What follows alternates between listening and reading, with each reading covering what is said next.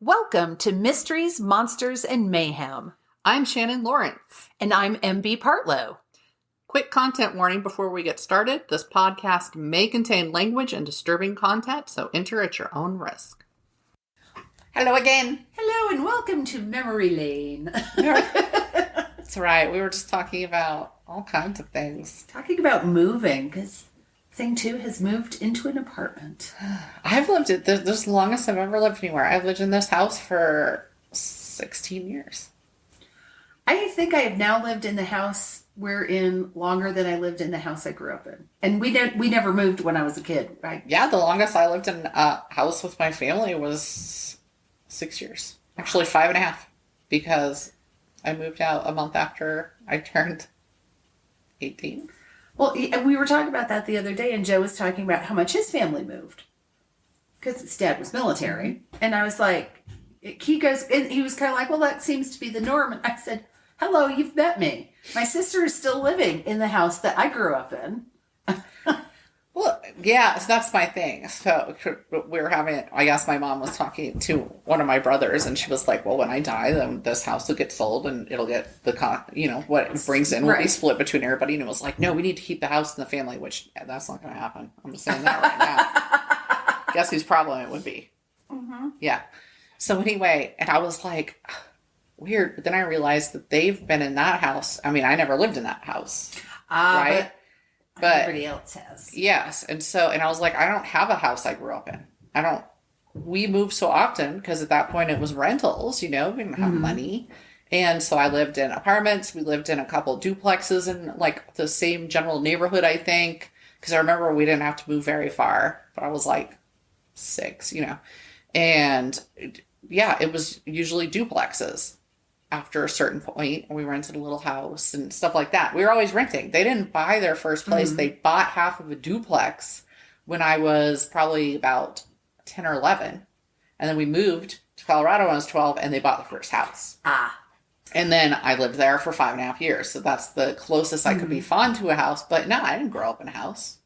I didn't grow up anywhere. But I think that's why I had such a hard time losing the houses my grandparents had lived in when they went. Because those were the only places that were like familiar. They were the fixed point. Yes. That I went back to each time I visited them. Yep. And they all lived in the same, that's not true.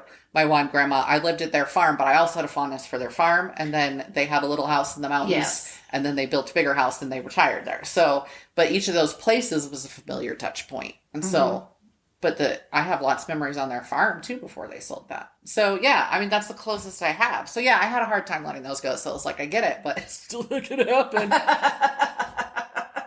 You want to buy us out, go for it. Yep. But you'll have to truly buy us out. You'll have to pay market price. And of course, it's always dark to think about that stuff, but you have to talk about that stuff or you get stuck in a really bad situation afterwards. Yes, you do. So, and I've done that one too many times at this point. So boy, we're light and cherry. Well, yeah, and like Jeff and I lived in a billion apartments and row houses and fourplexes and duplexes before we were able to buy our first place. So I mean, you move every 6 months to a year depending upon what lease you took. Yep. The first apartment complex I lived in North Carolina was called Fidelity Court. And that still cracks me up.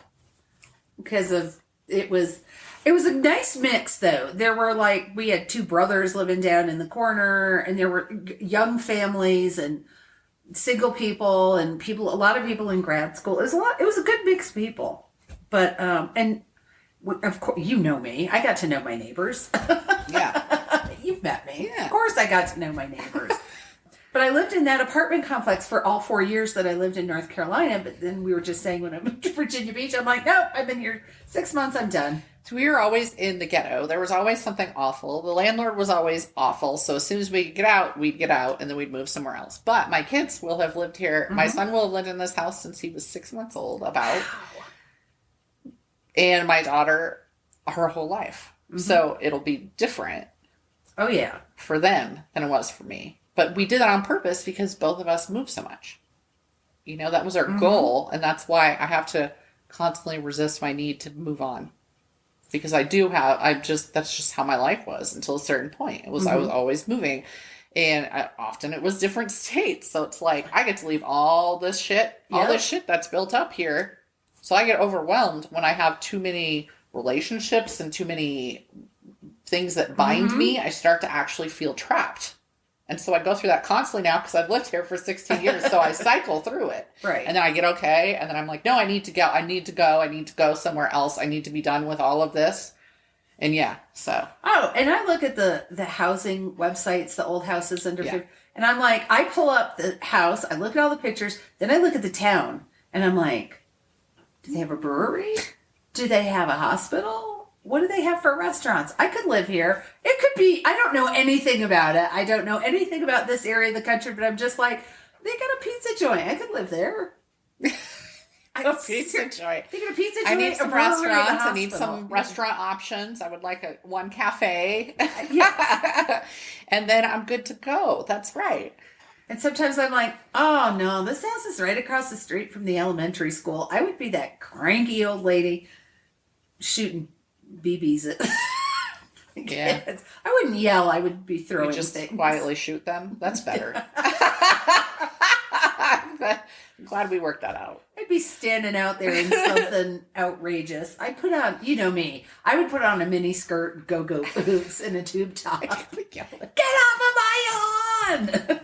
A wig. A purple wig. Perhaps. I had Peace from a Vegas Showgirls costume.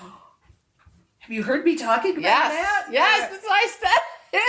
I was like, wait, have we had this I can't remember who I've had what conversation with.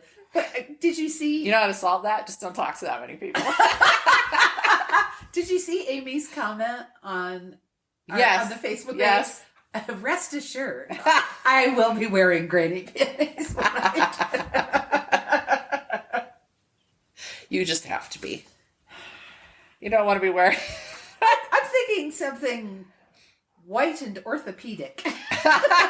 with some support to it. Perhaps that might be a little uncomfortable. Preferably with holes. At least leg holes. Okay. Otherwise, that's not underwear. It's a sarong. It's you really, yeah. Oh my god. Hey, how much Murderville have you watched? Oh my God. Yeah. I watched the whole thing. I did. I binged. We binged it in like 2 days. Yep. So good. Well, you already know. I was like, I expected the comedians to be able to hang in there and Yes. like go with it the best, and they didn't. Sharon Stone kicked its ass. She was, and who was the other guy that I liked? Marshawn or Marshawn. Yeah. Yeah, he was really. Lynch. He was. Yeah. Yeah, he was. He was just like he cracked up a little in the beginning, and then he was just like, "Fuck it, I am committing." He to this. cracked Jeffrey up at one point because a guy comes running out. I don't want to give anything away, but and the cop tells him, you know, like, oh, go get him, and he truly like takes the guy down, and Jeff was like, he really just did it. Yes. But Sharon Stone was magnificent. She absolutely fucking. She is so self-aware of her image, but she is a very talented actor, and just she just held to it. And it was like, bring it on, baby. It was so. I like. There's a scene, and she's like, this is not a beginner's thing.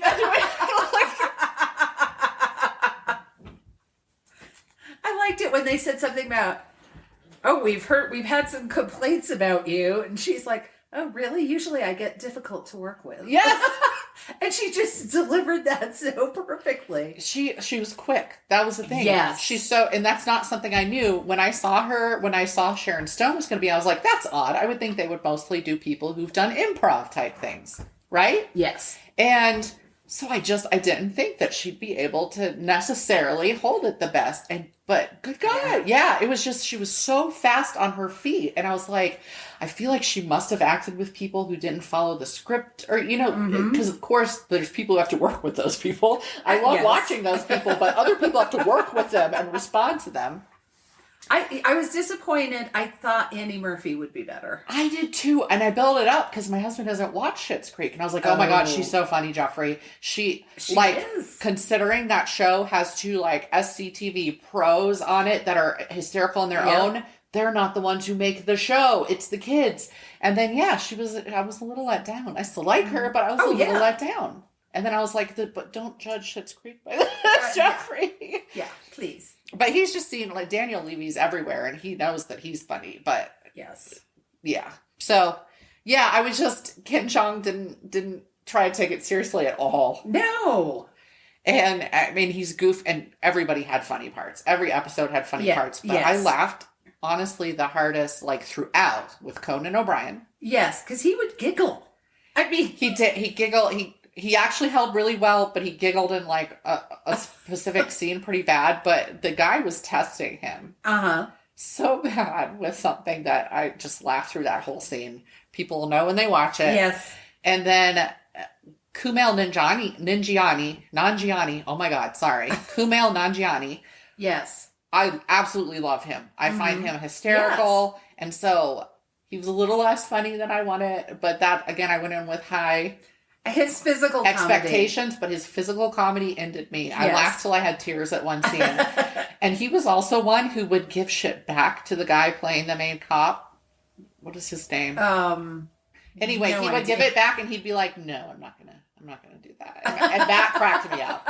Because everybody else, Conan went with every torture he threw at him. Yep. And Kumail's like, "I'm not going to do that. No, I'm not. Why do I need to do that? Do I have to do that?" He gives him his ridiculous name and he's like, "Do I have to go by that? Can I choose another one?" Some of the names were pretty funny. It was like a Bart Simpson calling and giving a fake name. Yes, it was terrible and they'd have to say it. But all of them rolled with it great. There's not a bad episode, you know. And so I meant to ask, did you ever finish or go back to Archive 81? No, not yet. Okay. I know. I really liked it. It's just, it involves paying attention and I'm not there right now. I honestly, my ADHD is really bad right now. I think it's because I'm tired and I've had a lot of, there's just a lot of things stressing me out and there's a lot of spoons in there for my ADHD's out of control. Yep. And Archive 81 is something that you have to pay attention to. Yes, and I think I've tried to watch it twice and I'm like, I don't know what just happened because I stopped paying attention to it 10 minutes ago. And it's not that it's bad or boring. That's how everything is right now. So I have to watch things that I can tune in whenever my brain decides to engage with it and go, that was funny. And then move on to the next. So I've been watching Samantha Who. Oh, yeah. That I'd never watched with Christina Applegate because I'm an Applegate fan. I never watched it. And then The Real O'Neills. Right. And I've been watching that, which is absolutely great if you have LGBTQ children or, you know, whatever. But just, yeah, I think I'd already discussed both of those on here, but that's what I was watching because I don't have to pay attention to every moment in Samantha Who to be amused at some point by something that's happening. My background noise, I like the Golden Girls. Because again, you could just look at the screen and you know what's going on. It doesn't require you to pay a great amount of attention. Buffy the Vampire Slayer, and oddly enough, The Nanny. Oh my God. But what's funny though is I watched that, what I said in the last episode, Tell Me Your Secrets. It drew me in so much that I watched it. Maybe it hit on a good day. Yes. I finished it in 2 days. Wow. It was intense. So I don't know. And sometimes I don't have the ADHD issues, but sometimes I am too antsy to sit in front of a show and just watch it and not do something else. Not have something and I just can't, I can't watch Archive 81 and do research on the podcast, for example, which is something that, and I might be able to write to it now that I can finally start writing again because I've gotten through the bulk of my book release stuff. You've had a lot going on. There's a lot. And what was your book called? The Business of Short Stories. Thank you. But yeah, I've got 2 more podcasts that I'm going to be a guest on. But I record one in just over a week and another one in a month. Wow. So, it's spreading out. Yes. As opposed to boom, boom, boom, boom, boom, I know. Boom, boom, I was boom. like, people have to be so tired of seeing me, but that's too bad because when they put their books out, I'm tired of seeing them too.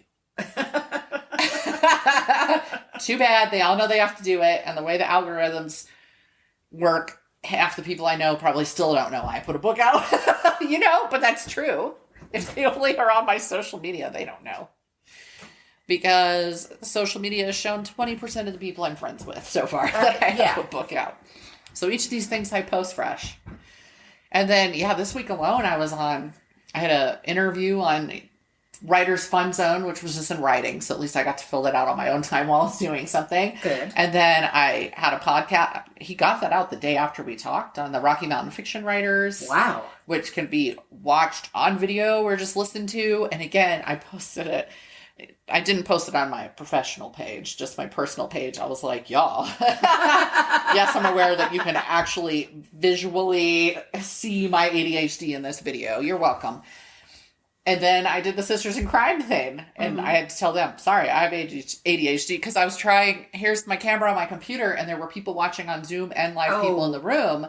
And I kept wanting, I like to move around when I'm talking. You've seen me talk. Yeah. When I can, I move around. But since I didn't want to be off camera for the people on Zoom. So I'd start to move sideways. And then I'd go, I'm so sorry. And then I'd have to move back, And it's not like I interrupted it. I said one point because I was making fun of myself in front of everybody because I moved back and then I was like, all right, just so everybody knows, I'm aware you're there and I'm trying to stay in front of the camera. I'm sorry. Well, we should ask our devoted listeners if they would be interested if we recorded these and made them available on YouTube as well. So if they didn't want to listen to it just as a podcast. You could watch us talk. Which sometimes is more entertaining than you might think if you do not know how expressive. And how much we roll our eyes and make faces and forget to tell you. We try to be like, there's a big eye roll. Like a couple episodes, I was like, MB just did a visual shrug. With her face, with her eyes. It was a facial shrug. Yes. All right. I have no idea. I remember it, but I don't know what the... Right, it was like... One of those. You guys can't see it. See what you missed out on? So you should let us know. Yes, we're willing to make a YouTube channel if there'd be interest in it. If there's... Yeah, sure. We could be the next Good Mythical Morning. I would also like you guys to recommend to me, because for once, I post for all sorts of different book recommendations, and sometimes it's, does anybody have a book recommendation for the experiences of Vietnam soldier? Stuff like that. I ask for shit like that and I get great recommendations. And then when I put one out the other day, was it about stalking? Yeah, I asked for that. I asked, does anybody have books on the psychology of stalkers? Yes. So listeners, if you know of a good book on the psychology of stalkers, I would love to hear about it. So the closest I got was the Profiler books by Douglas... fuck. That's an unusual by Douglas. Fuck you guys. I don't remember. It just went straight out of my head, even though I know his name. But that was the closest I got, and those are like the very first books I read on any of it. So I've got those downstairs still. So yes, I need your recommendations, please, because I really do. I'm interested in all that shit. Also, if me talking about all these different psychological things and all that bullshit that I look into doesn't tell people I have ADHD, I don't know what would. I'm always researching something. I'm like, okay, now I want to know about the Mata Hari. And does anybody have a good book about this? Yeah, it takes you down different rabbit holes. Yes. But I get that. So, and that's a constant thing. So what rabbit hole have you fallen down this week? All right, so I'm doing the DC Snipers, otherwise known as the Beltway Snipers. My sources for the DC Snipers are DC area sniper appeals life sentences given to him as a juvenile by Beatrice Peterson on ABC News, Wikipedia, FBI.gov, Inside Edition, Crime Museum, Caprice was Killing Machine by Kelly Arena and Jean Meserve on CNN.com. I feel like I probably should be saying Meserve like in a Cajun way. I don't know. Sniper Victim, Prayed That God Would Let Me Die by Mike Ehlers on CNN.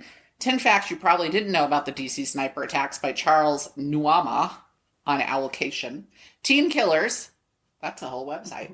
Wow. Yeah. DC Area Sniper Fast Facts by CNN. Editorial research on MSN. True Crime Daily. MildredMuhammad.com. WJLA News by Kevin Lewis. And I'll give that article out later, but I feel like it gives away something, so I'm saving that article name. I'm like, show off. Sometimes your sources. Well, because we're not posting sources anymore, so now I give the whole article and all that. Okay. On Wednesday, October 2nd, 2002, a 3-week reign of terror exploded with a series of mysterious gunshots.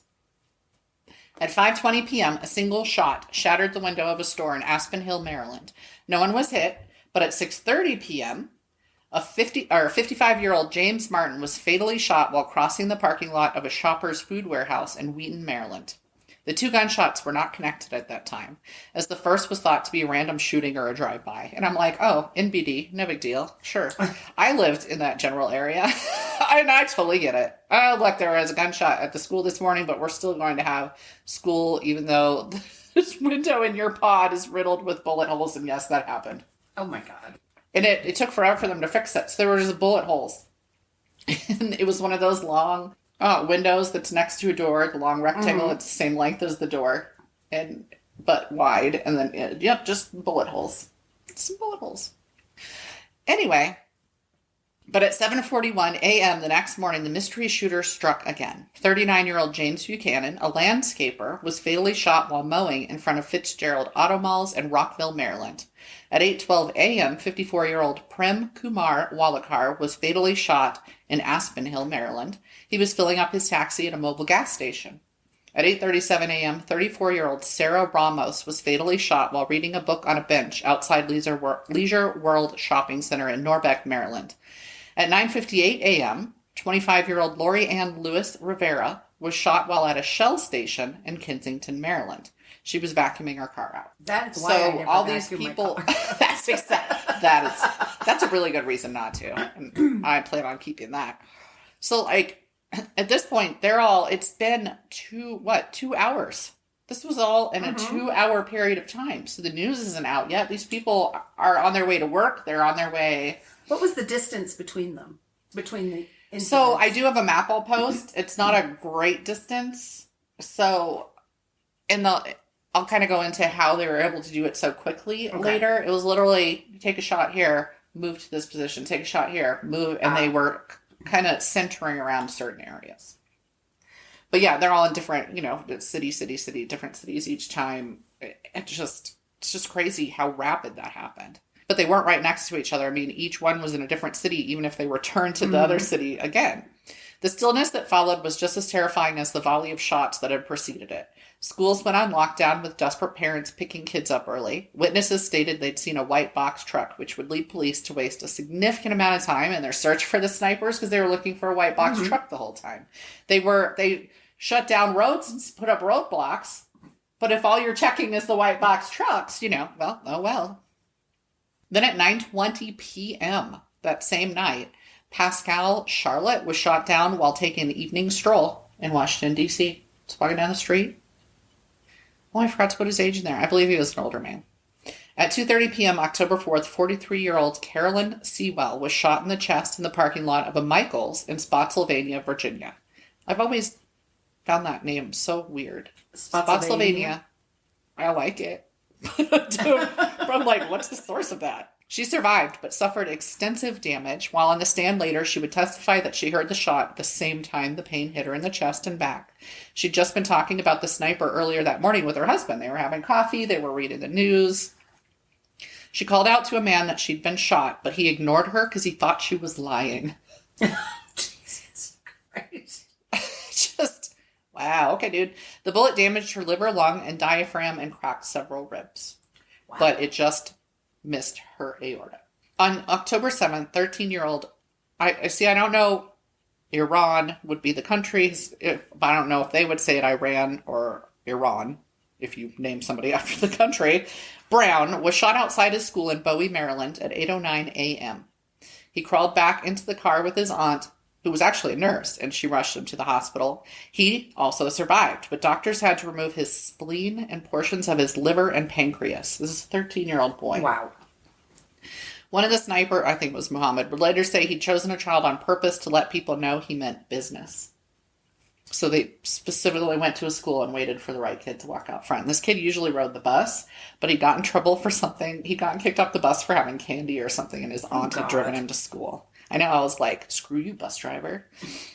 But it wasn't him. It would have been someone else. A tarot card was left at the scene. It was found nearby. It was the death card, and it had written in blue ink, "Call me God," written across the front And just at the very top in that white area around the picture. And then on the back it said, "For you, Mr. Police, code, call me God, do not release to the press." And I'll post an image of that card, front and back.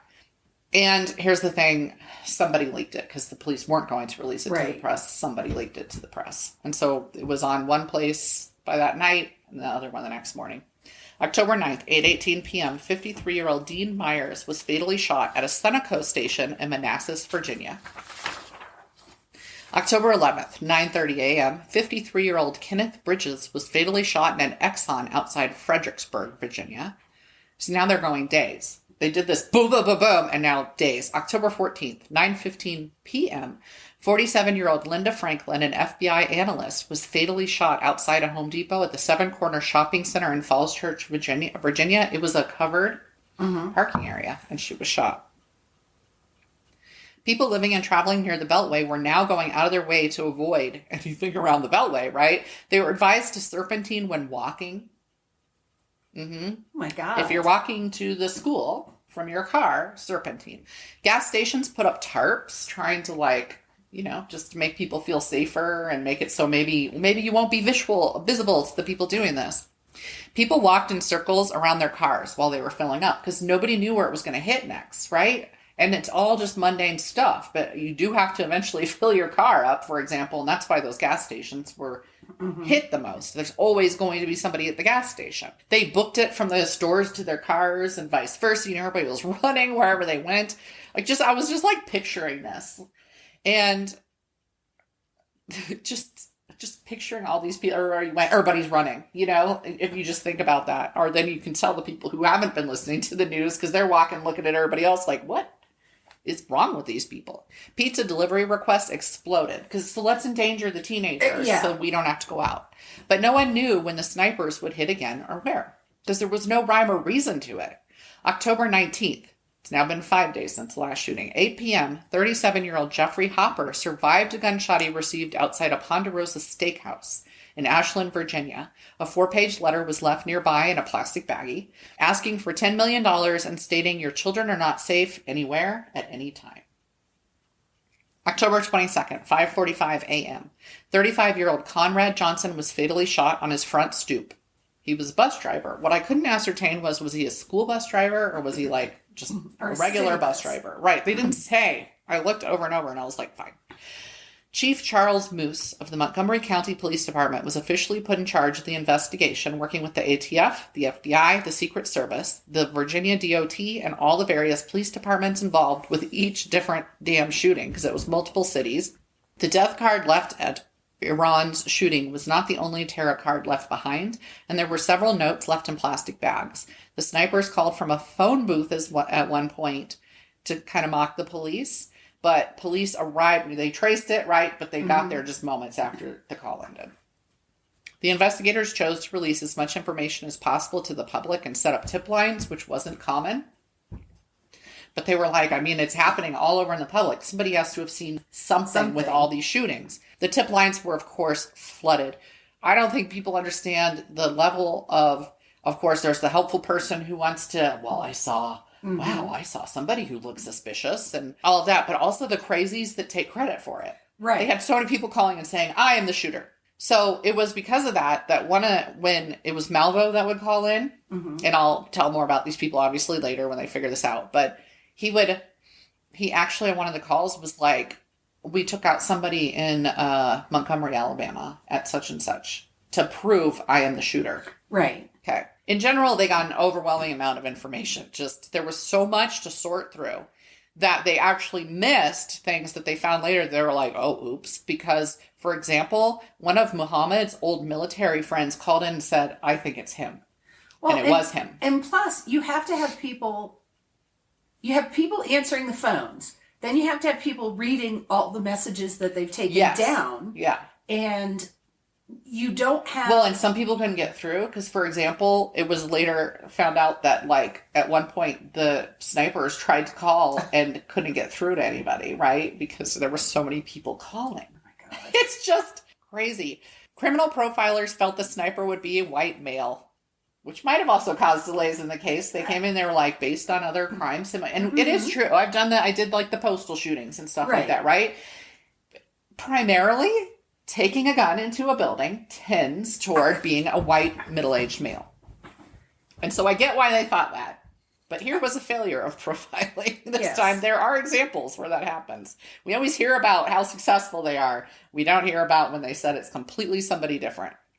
People in box trucks were eyeballed, with some being stopped by police. In fact, there's a little story, and I didn't put it in here, but they pulled over one that they felt fit the description because it was like dark lettering across the top and stuff. It ended up being 2 illegal immigrants who they realized it wasn't them, but they got deported. Oh. So that wasn't a great tip for them. Government organizations remained on lockdown, as did schools, who canceled outdoor sports and changed pickup and drop-off protocols for safety to eliminate how much time they were crossing. I mean, I feel like maybe they should have canceled schools when one of them was actually shot, but it would have been 3 weeks, right? And then after that phone call I mentioned before from the sniper about the shooting in Montgomery, Alabama, they started being able to connect things. And that was via fingerprints to the shooting at either the middle school or Ponderosa Steakhouse, because different articles cited the different one.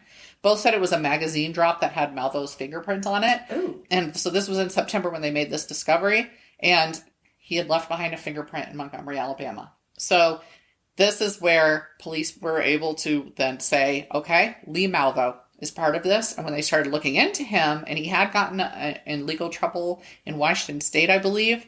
And at that time, John Allen Muhammad had been mentioned in connection with him. They had been traveling together. So then they were on to these two. Their investigations would lead them to a variety of crimes committed before the known shooting spree. I didn't know about these. The first was February 16th, 2002 in Tacoma, Washington State. A 21-year-old woman named Kenya Cook was fatally shot by Malvo on the front stoop of her aunt's house. When she answered the door, it would turn out her aunt was friends with Muhammad's ex-wife and had been big on talking to her and counseling her to divorce him. Ah. But it wasn't even him that got, or her that got shot. March 19th, 2002, a golfer in Tucson, Arizona was fatally shot on the course. Muhammad's sister lived nearby, and it is known he was there at that time with Malvo visiting. Wikipedia mentioned 2 deaths and 4 injuries. This is a quote. Followed in other states from March through July 2002, but there were no other details, and Wikipedia was actually the only place I could find anything on these earlier shootings being connected to it. And some of these were connected by ballistics, and others were just pretty much, they're confirmed via this situation, the circumstances. August 1st, 2002, 51-year-old John Gaeta was shot and robbed while changing his tire in Hammond, Louisiana.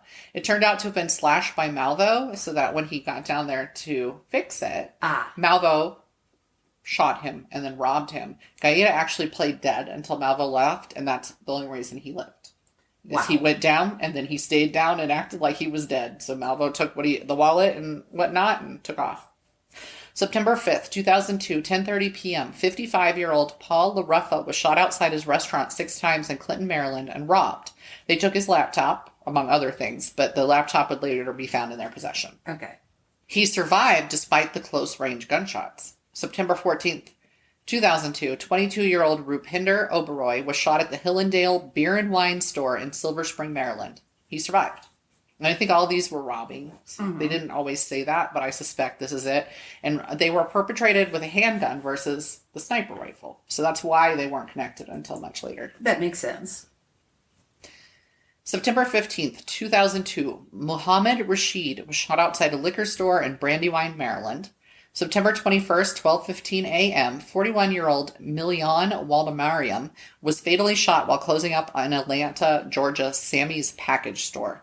Later that same day at around 7 p.m., 52-year-old Claudine Parker was fatally shot while working at a liquor store in Montgomery, Alabama. And this is the one that they officially connected them. A 24-year-old coworker named Kelly Adams was also shot through the neck, but she survived. September 23rd, 2002, 6:30 p.m., 45-year-old Hong M. Ballinger was fatally shot in Baton Rouge, Louisiana, outside her beauty shop. September 26, 2002, Wright Williams Jr. was shot outside his grocery store in Baton Rouge, Louisiana, but he survived. So in all these crimes, again, it was a 22 caliber pistol. The Bushmaster rifle used in the sniper shooting was only used in the shooting of Hung M. Ballinger, as far as I could tell. So each of these other states did ultimately decide not to try the snipers for these crimes because they were like, We got them on plenty. it's good. Once the men were identified and the investigation could be aimed in the right direction, it was discovered that Muhammad's ex-wife, who had fled him and gotten a protective order, lived in Clinton, Maryland, which was pretty much centered within the area of the Capitol Beltway where the shootings were occurring. Oh. A couple of them were like just blocks from her house.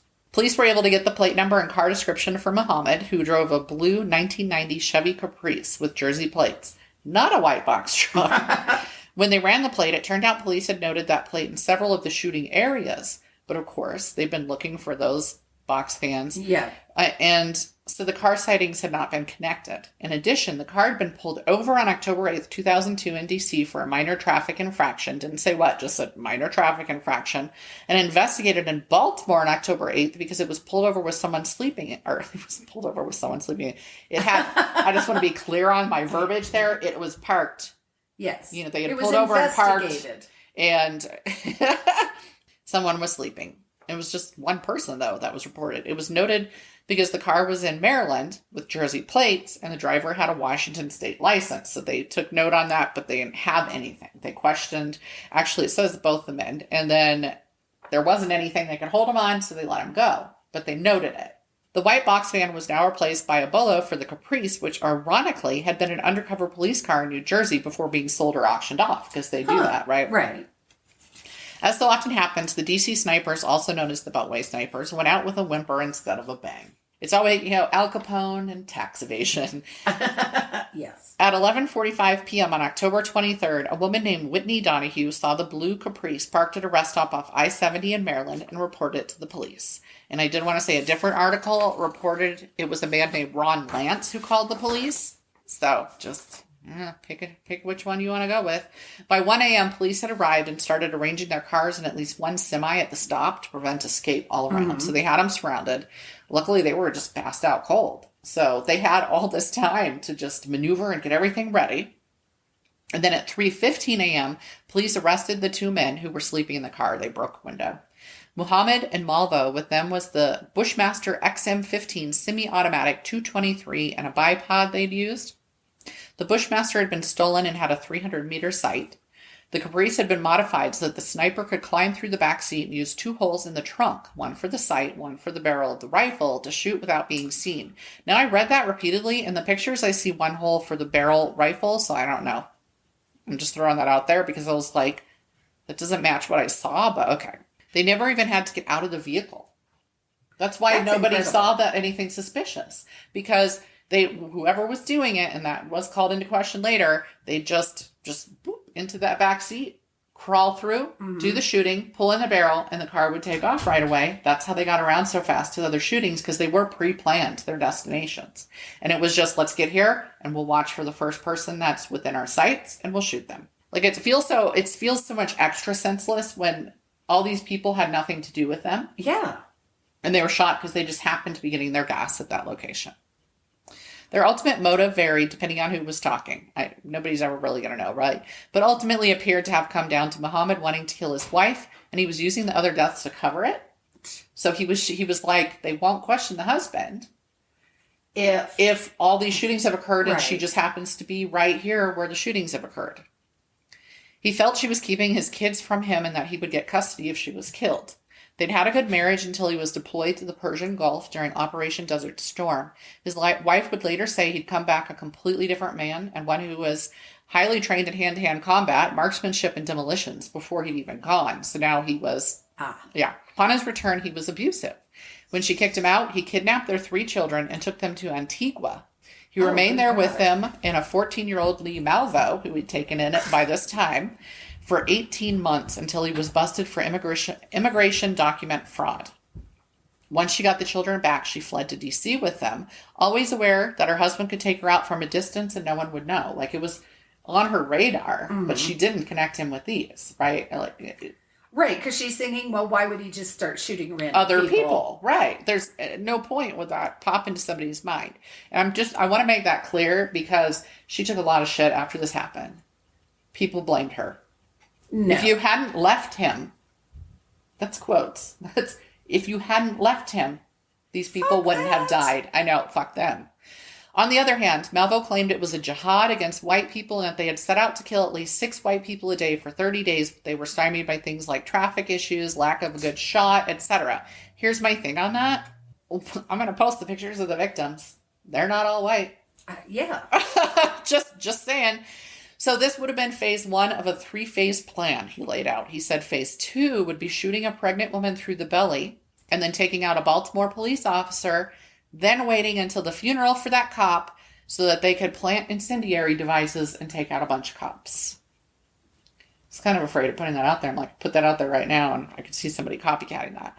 Phase 3 was to be extorting the government for the money to travel to Canada, recruiting young black males along the way from YMCAs and stuff like that. They specifically mentioned for some reason. So Muhammad could act as the father figure and train them as he had trained Malvo. They would then be sent to different cities across the country to conduct their own shooting sprees in order to terrorize the U.S. and shut things down. And again, it's so odd to me. This is a man who was patriotic and a soldier before he went. Yeah. And then he goes out to Operation Desert Storm and he comes back hating everybody, hating the system, hating his wife. You know, it just, something had to have happened. And we're not ever going to know that either. Initially, Malvo said he was always the trigger man, but he later recanted. And just, again, for the record, Malvo was 17 when they were arrested. Muhammad was in his 40s. Okay. I think he was 46, but I'm just throwing that out there. I don't know if that's when he died or when he was arrested. But he later recanted, saying he made those claims thinking to protect Muhammad from the death penalty. This was in his 2006 trial where he stated he was recanting so the victims could have a more accurate reporting of what had happened because it was only fair to them to know. He also took responsibility for killings in California, Arizona, and Texas. It appears to be that Malvo did the up-close shootings with the handgun because this is from the eyewitnesses and the people shot. It was always Malvo in those cases. But Muhammad did most, if not all, of the actual sniper shots, which would make sense. Mm-hmm. But I don't know. Who knows? Maybe the ones that missed were the kid who wasn't trained in it. But it sounds like he was trained in this throughout the years with Muhammad. So probably not. Because it was such big news, change of venue requests were granted in Maryland and Virginia for the trials. And those trials were then switched to Chesapeake and Virginia Beach. Muhammad was sentenced to death, which was carried out November 10th, 2009 in Virginia. He had no final words. Malvo, having been 17 at the time of the killings, could not be given the death penalty. He was instead given multiple life sentences. The 4 sentences in Virginia were overturned in 2017 after an appeal. So they are being served concurrently, not consecutively anymore, and it's no longer no chance for parole. So he would come up for parole. He is still fighting the 6 Maryland sentences. In fact, he has been in papers this week. Wow. As his Maryland appeals process is underway, and he testified on the 8th. His attorneys are using a recent law, the Juvenile Restoration Act, or called JUVRA, that says minors should be eligible for parole after 20 years for crimes committed as minors. They're also arguing that it has been shown via Miller versus Alabama in 2012 that sentencing juveniles to mandatory life without parole violates the 8th Amendment and is unconstitutional. He has been serving in Virginia for about 20 years now, so that's why all this is coming up. He's eligible for parole, or soon will be, under JUVRA there, because this was passed in Maryland and Virginia. However, the way it works, once his sentence is done in Virginia, he then gets sent to Maryland to serve the life sentences he has there, and that's why he's fighting that battle now. Gotcha. He wants them to be all concurrent, so it will all be time served already, basically. His attorneys have asked that Maryland consider the Virginia time served and not imprison him at all. So Maryland Assistant Attorney General Carrie Williams is fighting against the aggregation and any charges of a violation of the 8th Amendment. She's also pointed out that he was almost 18, like months away, and that he had plenty of time to choose to stop killing during the spree, and charges should absolutely not aggregate, because this is somebody who systematically killed so many people even before he was the one who shot them with handguns. It's shown through fingerprints, it's shown through evidence, it's shown through eyewitness testimony. It was the kid who was shooting him in all these other states. It's expected that an answer will not be returned on the appeals for several months, so if I see that answer, I'll update. Malvo is currently 36 years old. Wow. Charles Moose, the police chief in charge of the investigation, died last November at 68 years old. He was a published author and received criticism for publicizing his book during the trials about the actual thing. He left the East Coast in 2006 and moved to Honolulu. This was interesting, taking a massive pay cut to go in from the bottom on the Honolulu police force. No matter what, no longer matter how long you've served anywhere else in Honolulu, you start at the bottom, you go through the training. Huh. He cried on national television during the hunt for the snipers when he had to report the shooting of the young boy and when he was in critical condition. Muhammad later said that he derived great satisfaction from making the chief cry in public and that it had been his goal when shooting a kid to begin with. He wanted to ruffle the chief who was on the television talking all the time about it. And that was from the article Charles Moose, former Montgomery County Police Chief at helm during DC Snipers, dies at 68 by Kevin Lewis. I just want to say that at the beginning and be like, before I even mention this dude, he died.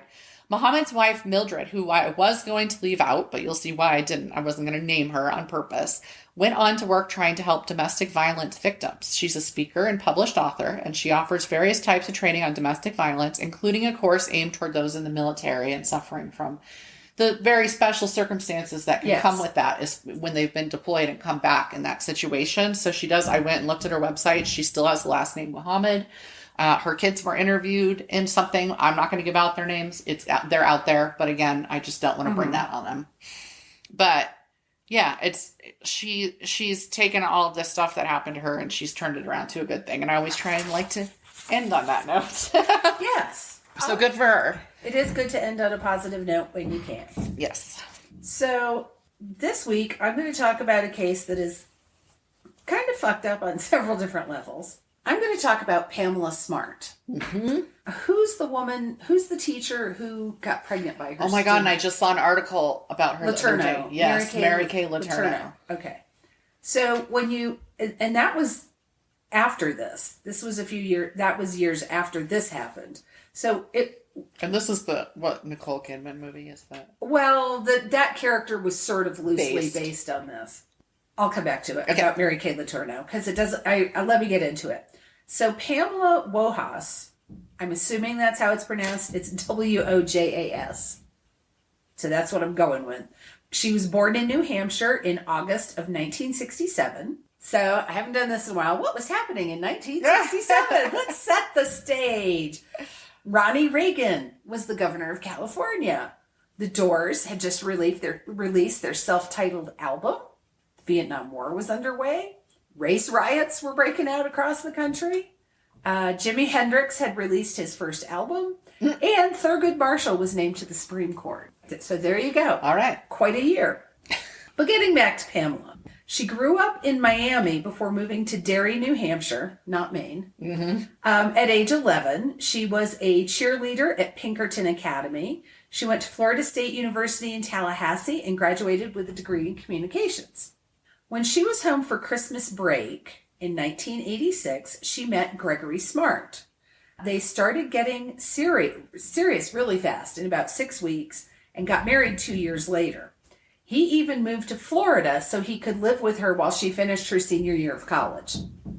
So I got to stop hitting the door with my foot or else you'll kill me when you edit. But anyway, that really blew me away because I'm thinking about your senior year of college and being married. That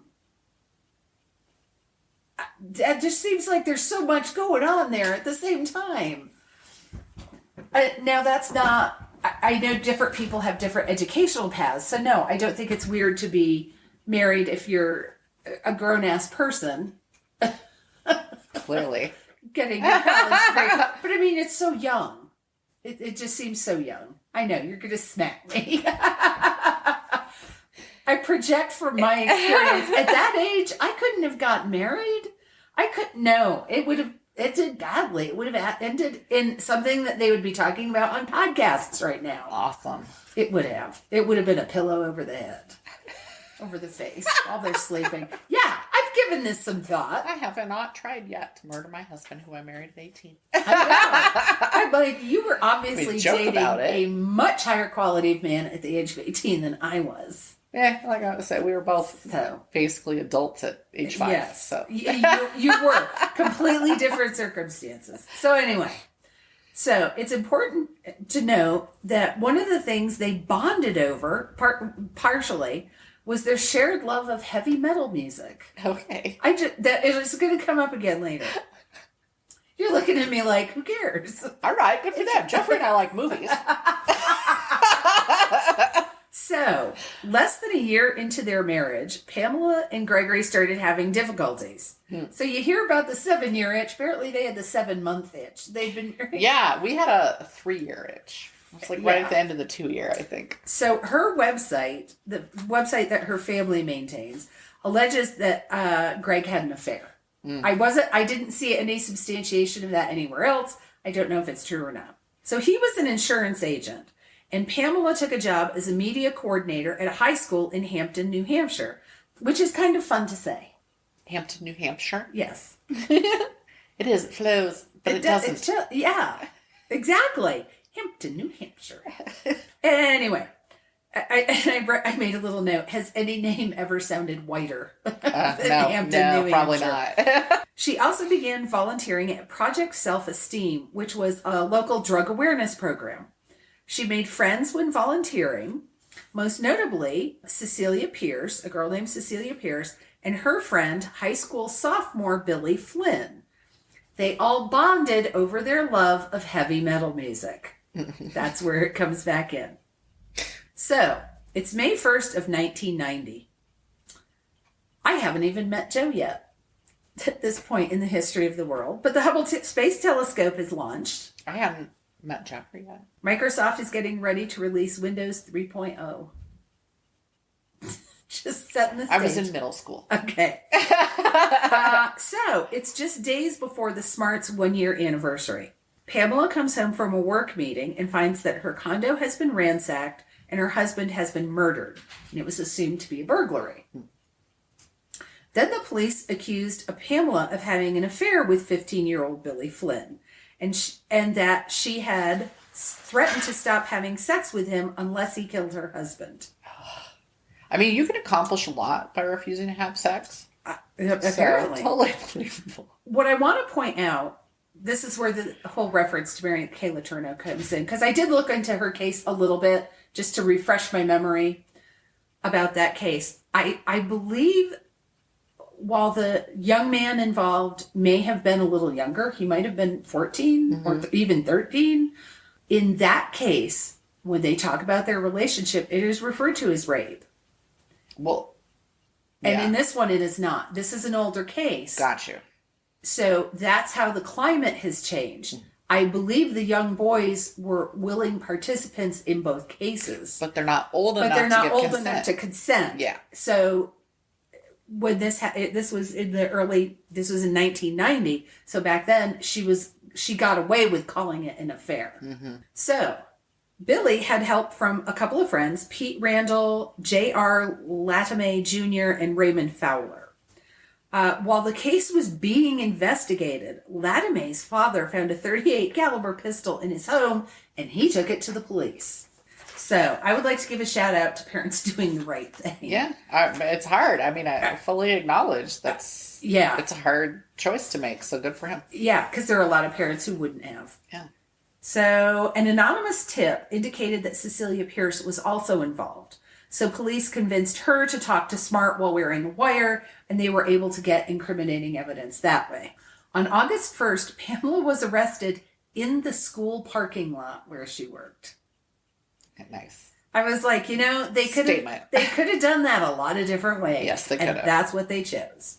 And the reason why a lot of people are at least vaguely familiar with the case, it's the first it's the first trial in the U.S. to allow cameras in the courtroom. Yeah, it was big. a circus. Yep. I mean, I remember it all happening again. I was in middle school, and I remember this shit. Yeah. Well, the boy involved was just a little older than you were. Yeah. So. Right. So disturbing. And again, we have to address the double standard because we addressed it the opposite way too, right? I mean, had that been a man having an affair with the 14-year-old or whatever, again, it would have been viewed as more problematic. Definitely. definitely. So it was a very he said, she said trial, which is to be expected. The prosecution claimed that Pamela began the affair with the 15-year-old in order to avoid a messy divorce and to cash in on a $140,000 life insurance policy. Now, Pamela, admitted to the affair, but claimed the teens killed her husband after she tried to end it to work on repairing her marriage. Pierce, the girl, Cecilia Pierce, testified as well. And Billy did testify that he was a virgin before his relationship with Pamela. How do you look at it's not, let's not even talk about how you can think about killing your spouse. We all have. But for your solution to be, I will seduce this little boy. That's so gross. 15-year-old. Like, I can't even look at people 10 years younger than me typically and be like, yeah, I have this. Maybe it's because I have so many younger siblings, and so therefore it's like looking at somebody their age. And to me, though, yeah, that's you. Because I had no. Yeah, It's so disturbing. I mean, what do you talk about? So twisted. 50, I mean, it's one thing. And realistically, I enjoy talking to a teenager, but not in that way. Okay, so realistically, she's 6 or 7 years older than he is. Which, if he was 25 and she was 31, is no big deal. Right. But he's a child. She's 22 and he's 15. Yeah. So, now I'm all riled up. Flibbity-gibbeted. Flibbity-gibbeted. Pierce testified. Okay, I said that. He testified he was a virgin before he started this relationship. And it should be noted that Billy and Pierce, Cecilia, had both already accepted plea deals before Smart's trial started. Mm-hmm. So the trial lasted 14 days. Prosecution portrayed Smart as an evil seductress who controlled her underage sex partner. They said she seduced Billy to get him to kill her husband so she could avoid the messy divorce, get the life insurance. I didn't realize I wrote that twice. She admitted to the affair. Defense claimed that Billy killed her husband. But a large piece of the prosecution's case rested on that wire that Pierce wore during their conversation when she was kind of, woohoo, he's dead, or woohoo, he's going to be dead. A lot of woohooing in that conversation. So Pamela and yet, just when you think it's as fucked up as it can get. So she was found guilty of being an accomplice to first-degree murder, conspiracy to commit murder, and jury tampering. She got life in prison without possibility of parole. Now, the tampering comes from her trying to convince Cecilia Pierce to either not testify or to lie. And I'm like, but that's not jury tampering. Yeah, that's interesting. I guess it's tampering in that you're yeah. lying it to must them? be. I wonder if it should have been witness tampering. Because I double checked it. It said jury tampering, but it has to be witness tampering. I'm thinking. So she went to prison in New Hampshire and was later transferred to the Bedford Hills Correctional Facility in Westchester County, New York, for security reasons. So when she was moved, she did have 22 disciplinary reports, but 20 of those were for minor infractions that people have said it's not a big deal. You wouldn't get moved for that. Billy and his friend Randall were also moved to out-of-state prisons in Maine. Now, Pamela Smart still contends, and I don't think that she's wrong, that the media influenced her trial and conviction. But she does admit that her husband would still be alive if she hadn't had that affair. Okay. I think I actually saw a recent interview with her. Yeah. While in prison, she's earned 2 master's degrees in literature and legal studies and a doctorate in biblical studies. Dude, do you know how many degrees I'd have if I were in prison? She became active in the National Organization for Women and advocated for women's rights in prison. She has helped other inmates get GEDs and degrees and has worked as an HIV/AIDS counselor and is an elected grievance representative. Sometimes I can't word. The words are there. They would They're not come there. out of the face. They would not. So, in October of 1996, so at this point she's 31 years old. She was severely beaten by 2 inmates who thought she had snitched about their relationship. And she was beaten badly enough they had to put a plastic plate in her skull, in her face. And she continues to take medication for chronic pain and has suicidal thoughts. She has stated that she'd rather have received the death penalty than be left to grow old and die in prison. Okay. That's not the end.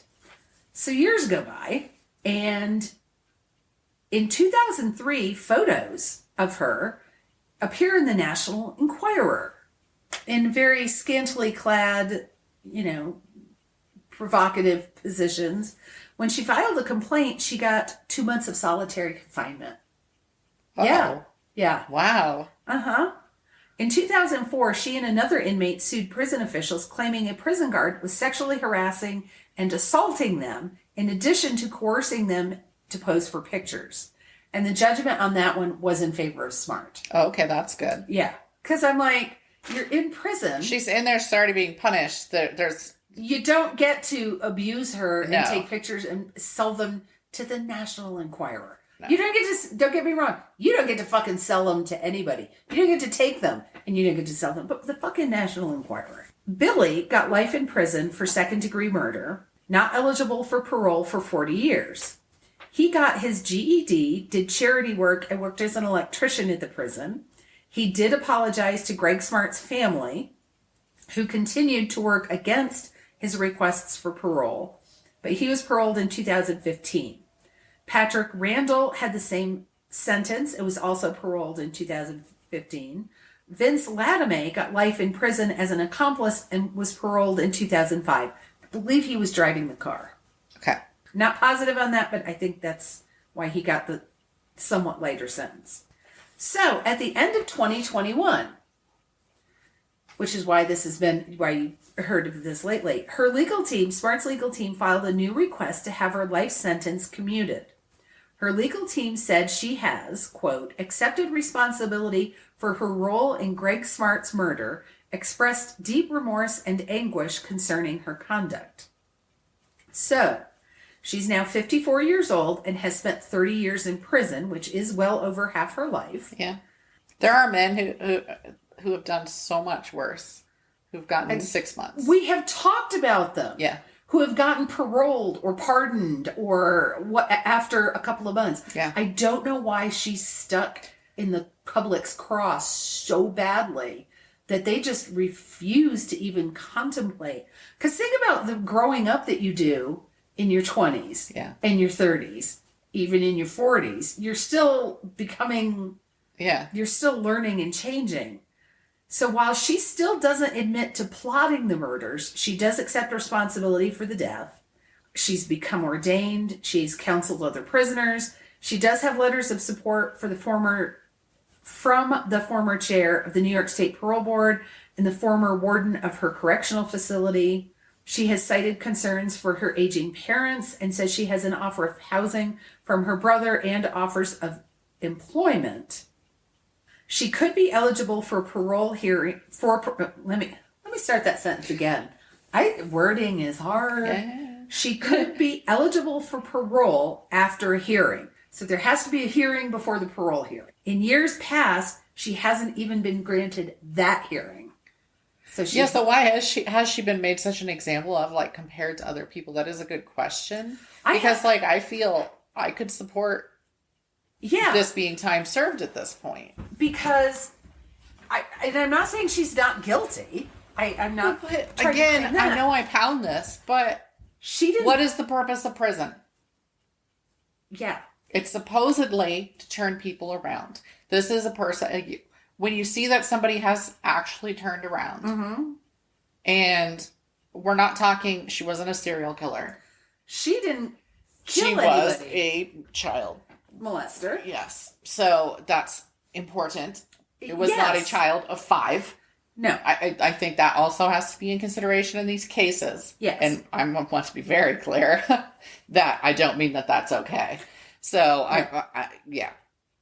But it does seem like she's done her time served and she has bettered herself and she has helped other people. So at that point, what then is the point for taxpayers to be paying for her still to be in prison?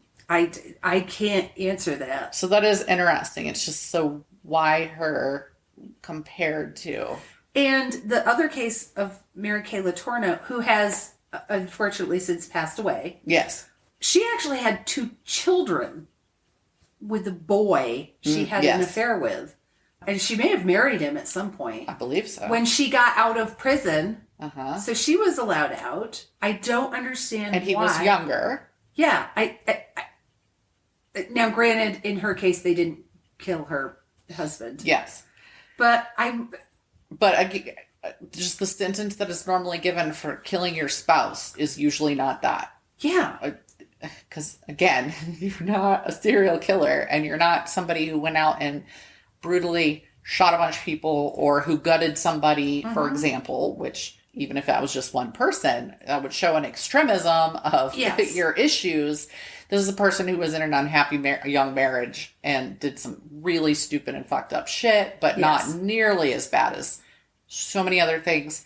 And considering the time period and how light rape sentences are, if we want to include that in there, still are in many cases, that it doesn't justify it in her case, I guess.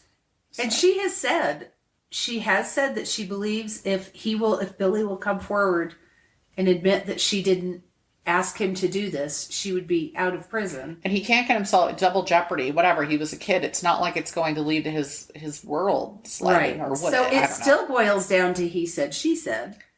Yeah. And even if she said it, I think She served the time. she has served her time. She has made substantial changes in her life. Yeah. She has given back. I'm like, what purpose is served? And her parents have the website. I don't know if they're maintaining it but there is if you're interested, I didn't even say my sources. Oh my God. Wikipedia, the Pamela Smart website, and WMUR News. It's just, and I looked around for other sources and I could not find anything that told me anything different. Yeah. She was a cheerleader. They seemed like a happy couple. And then they got married, and then they were not a happy couple. Now, I agree, murder should never be the answer to an unhappy marriage, but... No, but then you do time served. And I come at that from what I've seen of other even homicide, convictions, and the amount of time they serve is so often so much less than a life.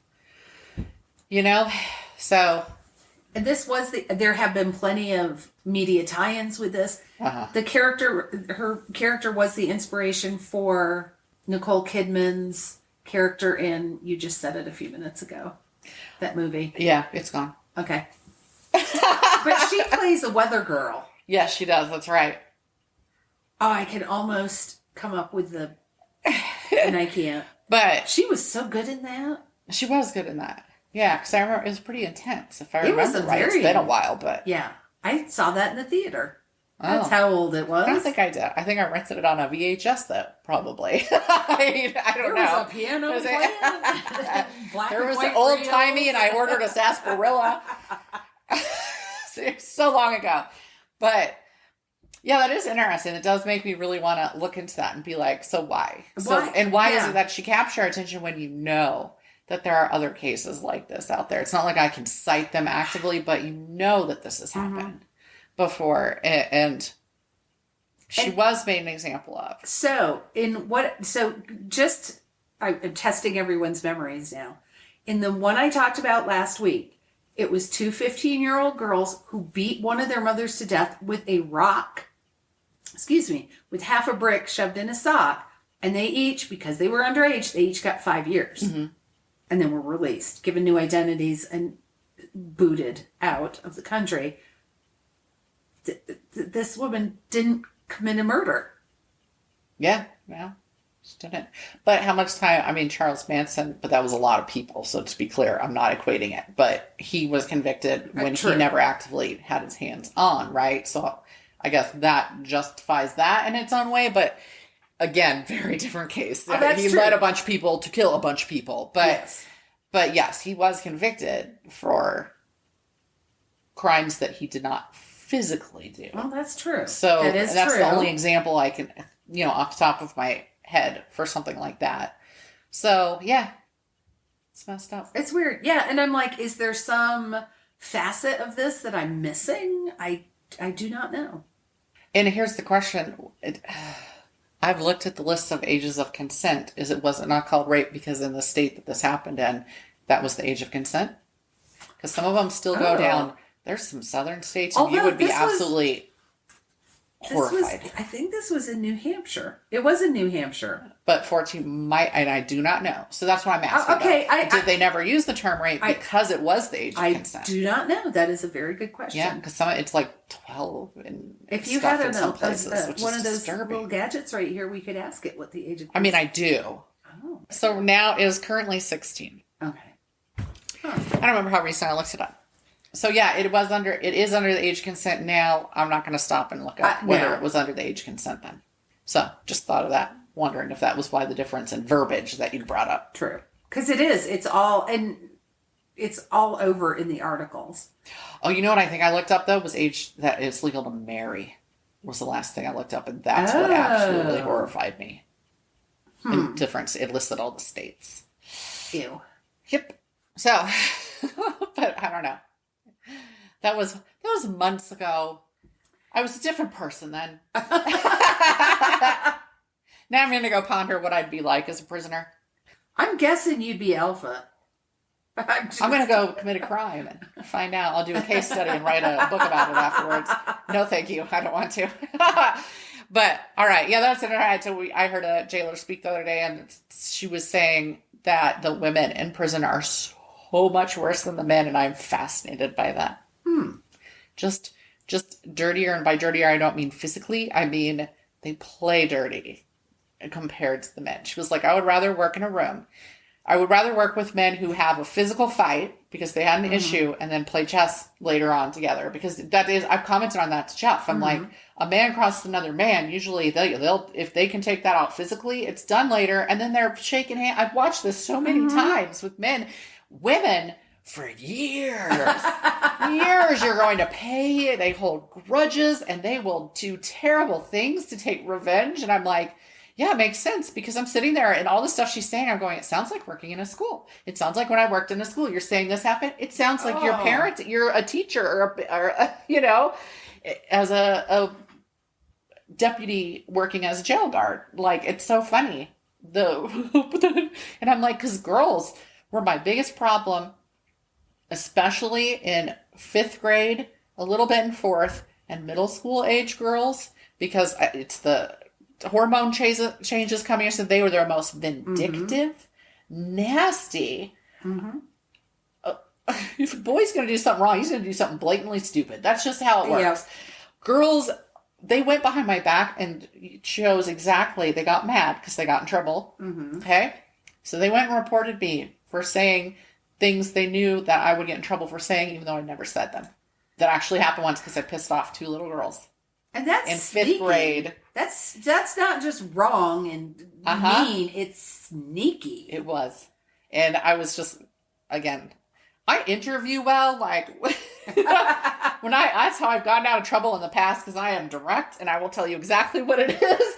But that's the only thing that got me out of getting into trouble for that, is I was like, I absolutely would never say that to these kids. I said, here's the situation. Here's what they're upset about. Why don't you go ask them about that and see what comes out? And then talk to their friends. Why don't you? So yeah, then it came out, but they genuinely tried to get me fired because they lost, I think, 5 minutes of recess. Oh my God. Does that tell you? So then, hell yeah, I wouldn't want to be a prison guard for women. No. Okay. So that's what Orange is the New Black is all about, isn't it? And they do have a mother figure typically in there. There is a family. It becomes a family setup with a mother figure, like Red was in Orange is the New Black. Did you watch it? I did not. I read the book. I enjoyed the book. And I was like, I have no desire to watch hours of it. I liked it. It developed, like so many shows do, like X-Files did. It developed a sense of humor. Like when it got farther. I haven't seen the last. I think I missed a season. I heard great things about it. I just was like, No, I know what happened. There was a Halloween episode that made me laugh so hard. But there's a woman in Peacemaker that's from that show. Oh crap, I don't remember her name. She's there with her wife. Her wife is there, and then she's the daughter of Yeah. Oh yeah, I'm not gonna say that as a spoiler. But but she's from Orange is the New Black. First I had to go Peacemaker, and then I was like, oh, another Lorge man. A Lorge. Lorge. His veins freak me out. He's a little veiny. That freaks me out in the big muscular guys is when they have that giant vein and it's as big as my arm. My whole arm. It looks like they have a snake under my their wrist. skin. Yeah. And then so he has a bunch on one of his yes, like elbow regions, and it's just when that's on there, that's what I'm. Hey, have I told you guys I have ADHD? That's what I'm looking at. I'm like, Jeffrey, did you see the vein on his arm? And Jeffrey, who is watching the story, is like, what? Oh yeah, that's a big vein. I'm like, it's really, I can't see anything else. What just happened the last 5 minutes? I was studying the vein and its movement. I was blinded by his circulatory system. I couldn't. Oh, never mind. I've gone on to something else now. Now I'm watching the bird. By the way, there was a scene in the last one, and I am not up to date on that. I'm not gonna give anything. Anyways, the John Cena. Something happens and he gets very upset about it. And here's Vigilante, who is by far my favorite character still. And he just kind of, because he's a sociopath, he like awkwardly reaches a long way over and like pats him on the, kind of in a there. And I looked at Jeff and I was like, it's me! That's why I like him. It's me! I almost think I've seen that. That gesture. Physically seen me be like. No, well, yes. But I've seen that scene in the show where he reaches over and just awkwardly pat. Ooh, pat, you're okay, pat. Okay. Like a fingertip pat. Just a little pat there. I just wave from across. Oh, you're okay. You're good. Oh, no, are those tears? And then I run away. You would throw a box of Kleenex at someone's head if they were crying. I'd be like, oh, here, stop those with this. Here's this magic box will help you with your problem. Please take it. MB! By the way, this is why I studied sociopathy at one point, because I wanted to make sure I wasn't. I'm not, by the way. I'm not. But I did I was like, am I a sociopath? And I was like, no, stop it. I have a lot of empathy. So I'm definitely not. The empathy is the one thing saving me from being a sociopath. All right, anyway, on that note. On that happy it's note. time for us to end this. It is, yes. Thank you for joining us, and we'll talk to you next week. Thank you for listening to Mysteries, Monsters, and Mayhem. Find us on Facebook and Instagram or at our website, mysteriesmonstersmayhem.com. Please like, rate, and review, follow, and share wherever your favorite podcasts are downloaded. Thank you for listening and supporting our podcast. We'll be back next week with more shenanigans. Me? You. You're starting this week. I was. Here we go. I went down the DC Snipers. Hey, Shannon, let's do a podcast. Fuck you. I'm getting an oral demulcent. Excuse me. Oh, yes. Please. Take care of that demulcent, if you would.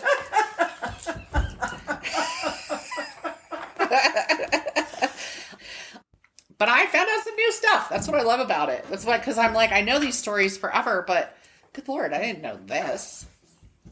I also recently found out that some big person who was in trouble for murder.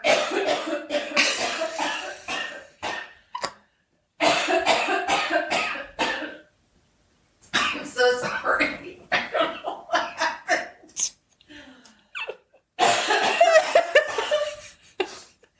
I thought I would be able to walk out and cough quietly. Did you? I didn't realize I had to cough out a lung. Emmy just went in the other room and apparently developed tuberculosis.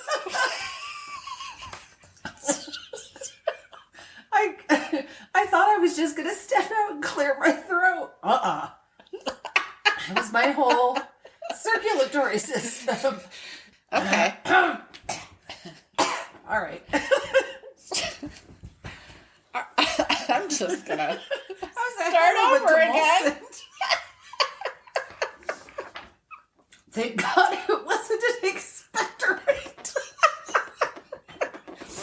calling for towels. I'd be like, dude, do you need a mop in there? Okay. All right. So So I can't just start like nothing happened. So Shannon, what rabbit hole did you go down this week? Shit. So, motherfucker.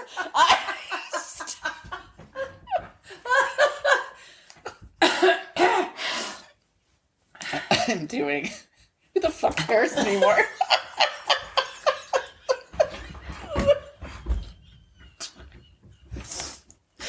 I'm doing the DC Snipers. Yeah, because that's fucking hilarious.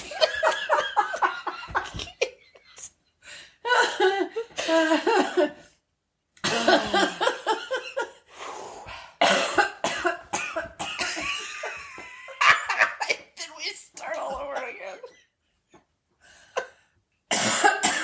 Apparently. Oh my god. Hey, I have a surprise for you. I'm doing the DC Snipers.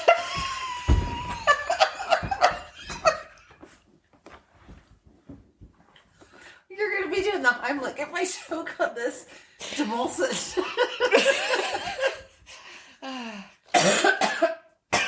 There's a desk in here. You can do it yourself. So rude. We're just gonna start telling people, "Oh, go Heimlich yourself." I like it. They don't have to say a bad word at all. They can't get in trouble. I just won't even look at you. I'm doing the DC Snipers, and you guys are just gonna have to deal with knowing that some ridiculous shit happened, and I've tried to start this 4 times, and so I'm just going for it. I'm doing the DC Snipers.